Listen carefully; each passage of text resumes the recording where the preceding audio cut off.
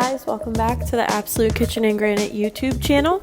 Today I am going to be speaking to you about a bathroom that we completed in Chelsea, New York area.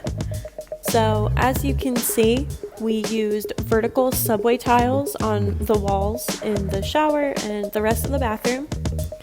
We used a frameless shower, and then we also did a Corian quartz vanity with a wall-hung vanity cabinet.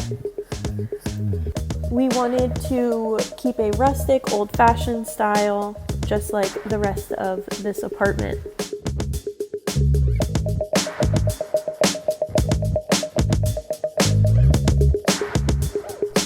For more information, please visit apkitchen.com.